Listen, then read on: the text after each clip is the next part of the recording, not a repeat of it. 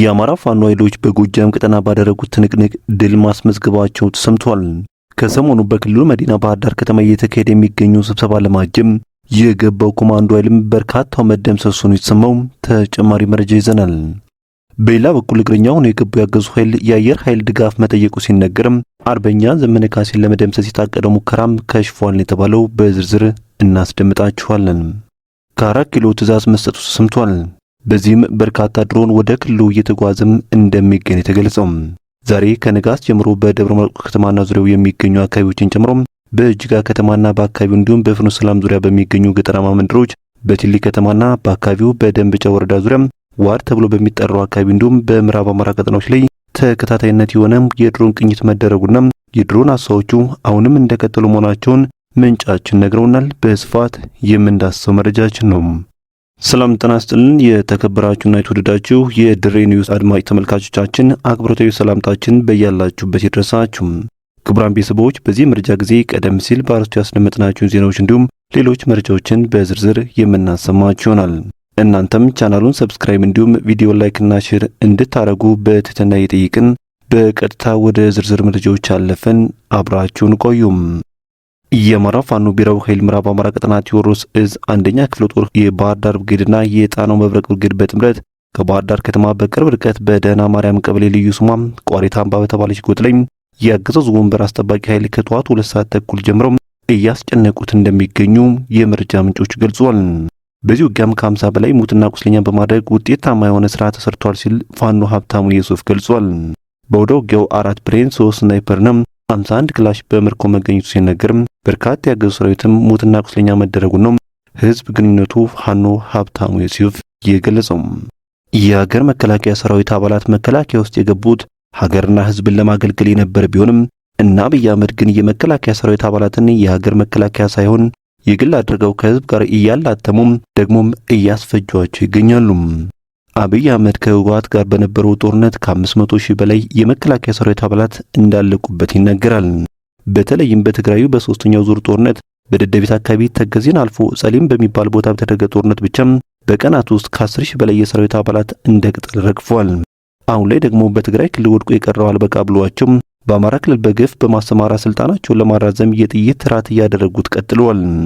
ለስልጣናችን አማራ ያሰጋናል ብለው የሚያስቡ ተወሪዶች የህግ ማስከበር ዘመቻ በሚል ፌዝ የአማራ ህዝብን ትጥቅ ለማስፈታት በአማራው ማህበረሰብ ላይ ጦርነት ያወጁ ቢሆንም ራሳቸው የጀመሩት ጦርነት አሁን ላይ ከፍተኛ ዋጋ እያስከፈላቸው ቀጥሏል።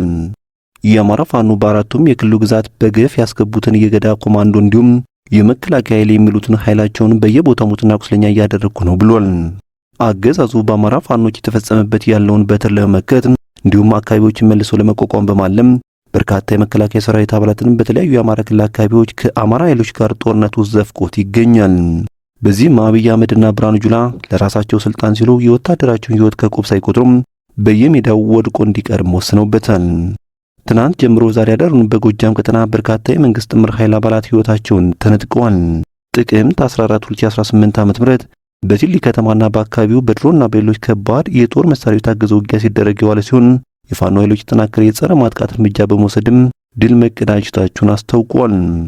በአማራ ፋኖ ብሔራዊ ኃይል ምዕራብ አማራ ቀጠና አጼ ቴዎድሮስ እዝ የሚገኘው የጎጃም አገው ምድር ክፍለ ጦር ጥቅምት 14 2018 ዓ.ም ከንጋት ጀምሮ ቲሊ ከተማና አካባቢው ላይ በመግባት ባደረገው ከፍተኛ ተጋድሎ የሪፐብሊካን ጋርድ የነበሩትን ጨምሮ በርካታ የመከላከያና የአድማ ብተና አባላትን በመደምሰስ ታላቅ ድል መቀዳጀቱን ነው ከቦታው የደረሱን መረጃዎች የሚያሳዩት።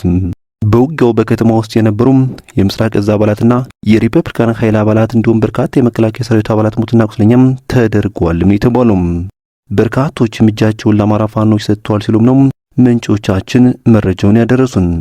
የአገዛዙ ኃይል ከእግረኛ ወታደሩ በተጨማሪም በከተማዋ ሰው አልባ አውሮፕላን ወይም ድሮን፣ ብረት ለበስ ታንክና ዙ 23 እንዲሆን መድፍና ሞርተር አሰልፎ የፋኖን ጥቃት ለመከት የሞከረ ሲሆን በአንጻሩ ግን የፋኖ አባላቱ ድሮንና መድፍ ያልመከተው የጸረ ማጥቃት እርምጃ መውሰዳቸውን የተነገሩም። በዚህ ወደ ውጊያም አንድ ዙ 23 ተመቶ ስለመውደሙ እየተነገረ ሲሆን ሆኖም ከጥቃት ያመለጡ ያገዙ ኃይሎች መድፎችና ዲሽቃዎችና ዙ 23ቶችን በስፋት ሰላማዊ ዜጎች ላይ እየተኮሱም ብዙ ጉዳት ማድረሳቸውም ተመላክቷል።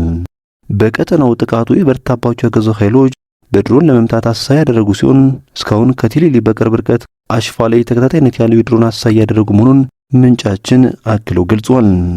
በተመሳሳይ ከንጋት ጀምሮ በደብረ ማርቆስ ከተማና ዙሪያ የሚገኙ አካባቢዎችን ጀምሮ በጅጋ ከተማና በአካባቢው እንዲሁም በፍኖተ ሰላም ዙሪያ በሚገኙ ገጠራማ መንደሮች በደንበጫ ወረዳ ዋር ተብሎ በሚጠራው አካባቢ እንዲሁም በምዕራብ አማራ ቀጠናዎች ላይ ተከታታይነት የሆነ የድሮን ቅኝት መደረጉና የድሮን አሳዎቹ አሁንም እንደቀጠሉ መሆናቸው ነው ምንጫችን የነገሩን።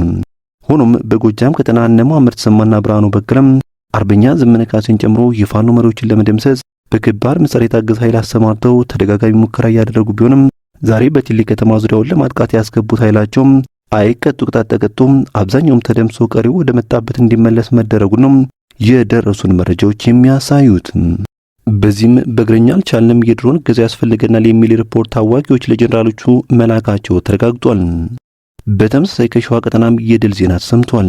እንደ ምንጫችን ገለጻ ከሆነም የአፄ አምደ ጽዮን ኮር የፋኖ ኃይሎች በወሰዱት ከፍተኛ እርምጃም የሸዋሮቢት ከተማ የጸጥታ ዘርፍ ኃላፊ ከነ አጃቢዎቹ ሙሉ በሙሉ ተደምሷል ብለዋል።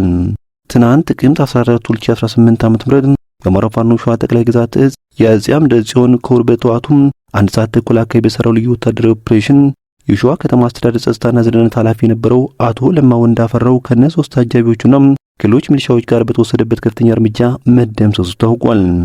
የገዛው ወገኑን በመካድ ለብልጽግና ስርዓት አድሮ የፋኖ ቤተሰቦችን በስጋ ዝምድና ብቻ እየተቆም ሲያሳግትና ሲያሰቃይ እንዲሁም ገንዘባቸውን በመዝረፍ ሀብት ንብረታቸውን እያሳደረ ለአማራ ሕዝብና ለነጻነት ታጋዩ ፋኖ የነበረውን ጥላቻና በሸዋሮቢት ከተማ ሕዝብ ላይ ያደረሰ የነበረውን ስቃይ ሲከታተሉ የነበሩ የኮሩ የፋኖ ኃይሎች ስቃይና እንግልት ሲፈጥር የነበረውን ያገዙን አመራር በመደምሰስ ለሕዝባቸው ትልቅ እፎይታ ፈጥረው ውለዋልም የተባሉም።